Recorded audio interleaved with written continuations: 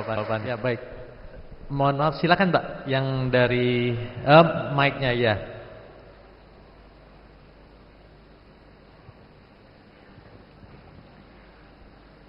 Nama budaya Bante. Nama saya Tikon Junti dari Palembang. Bante, pada kehidupan sekarang ini kan kita ingin hidup bahagia Bante ya. Maka itu kita berusaha terus kan melakukan kebajikan Bante ya.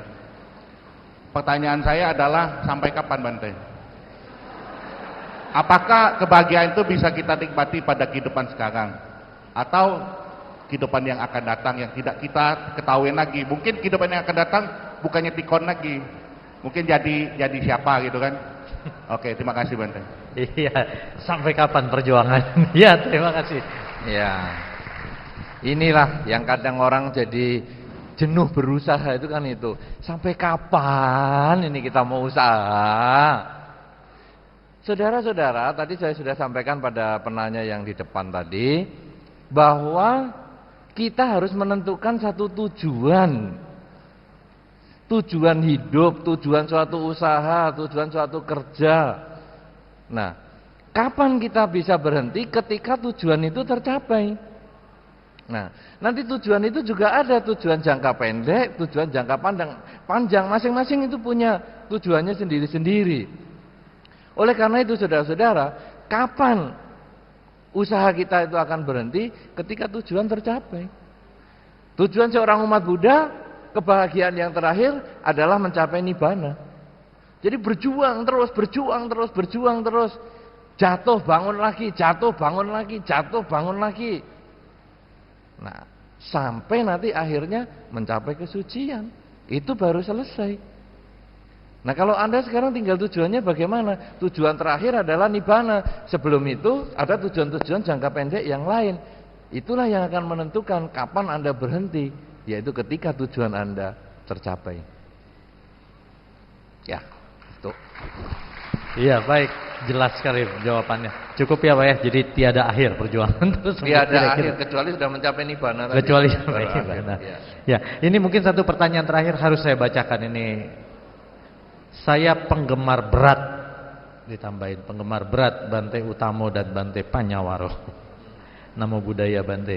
Ini gimana sih menghilangkan pemikiran orang yang sangat percaya banget terhadap ramalan?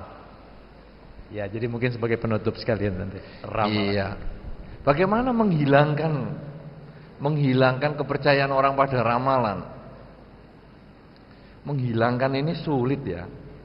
Karena kalau ditanya senang mana ceramah dhamma atau diramal? Wah, itu jawabannya nanti diramal. Repot. Nah, bagaimana sekarang? Kita hanya bisa memberikan pengertian sedikit demi sedikit seperti tadi penanya yang pertama tadi, bahwa kita menganggap ramalan itu hanya 50% kebenarannya. Ramalan hanya tahu yang akan terjadi, tetapi tidak tahu apa yang akan diperbuat. Kalau kita terus tekankan seperti itu, maka orang-orang itu kemudian akan melihat ramalan itu hanya semacam penuntun kehidupan, tapi bukan menjadi pedoman yang harus dijalani sampai seperti tadi, mau milih istrinya 2 dengan sio yang ini, anaknya yang sio-sio yang ini. Tidak akan seperti itu, karena kita melihat ramalannya hanya pedoman aja. Wah, kalau saya istrinya 2, berarti saya harus kawinnya lebih tua lagi.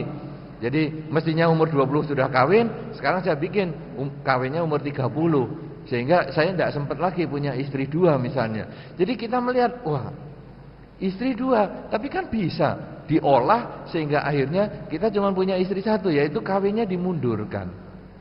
Jadi umur 30 atau apa. Karena itu tidak bisa kita menghilangkan orang yang percaya sama ramalan. Juga tidak bisa memusuhi orang yang percaya pada ramalan. Tidak bisa memusuhi orang yang percaya pada tradisi. Kita menjadi umat Buddha atau umat yang beragama Buddha bukan untuk mencari musuh dengan mereka yang tidak cocok dengan kita. Tapi sekarang kita hanya berusaha memberikan pengertian-pengertian semampu yang kita bisa kerjakan, sehingga kalau dia senang jalani tradisi itu, silakan jalani dengan pengertian yang benar. Bahwa kalau ramalan, kebenarannya 50%. Tapi kalau dia sudah nggak senang dengan tradisi itu, dia ingin meninggalkan tradisi suka percaya ramalan, dia juga tidak menjadikan orang yang percaya ramalan sebagai musuh. Jadi kuncinya adalah hanya memberikan pengertian-pengertian. Dhamma Talk seperti pada kesempatan hari ini juga adalah untuk memberikan pengertian. Pengertian tentu membutuhkan ketepatan. Sebagai satu ilustrasi, ada sebongkah besi. Kita usaha sebongkah besi ini mau kita pisahkan. Dengan kampak, dengan apa, sulit sekali. Dengan linggis, dengan apa, sulit sekali. Tapi sebongkah besi ini akan gampang dibuka. Sebongkah besi ini gampang dipisahkan. Hanya dengan satu besi kecil yang kalau tepat posisinya, waktunya cocok, dia bisa. Apa itu sebongkah besi? Kunci gembok. Kunci gembok yang besar seperti punya wihara itu, luar biasa, putar-putar, saya saja nggak kuat muter tadi. Kunci gembok itu kalau kita bongkar paksa sulit, tapi kalau tepat dengan anak kuncinya, bukanya gampang sekali. Demikian pula kebijaksanaan. Kebijaksanaan orang yang masih percaya dengan ramalan, masih percaya dengan Hong Shui, masih percaya dengan macam-macam, itu dibongkar paksa nggak bisa. Tapi kalau kita ngasih pengertian dengan tepat, situasinya cocok, itu seperti anak kunci yang besi kecil aja, tapi dengan waktu yang tepat, situasi yang cocok, plek, dia buka. Karena itu pengertian itu yang paling penting, kebijaksanaan itu. Memberikan pengertian itu sangat penting sekali. Karena itu saudara-saudara, acara Dhamma Talk seperti pada kesempatan hari ini akan menjadi kesempatan yang sangat baik sekali untuk membuka gembok-gembok di dalam batin kita, untuk menambah wawasan kita, sehingga akhirnya kita akan selalu mampu mengubah nasib kita, menentukan nasib kita dengan selalu tidak pernah lelah untuk bangkit, tidak pernah putus asa untuk terus berusaha,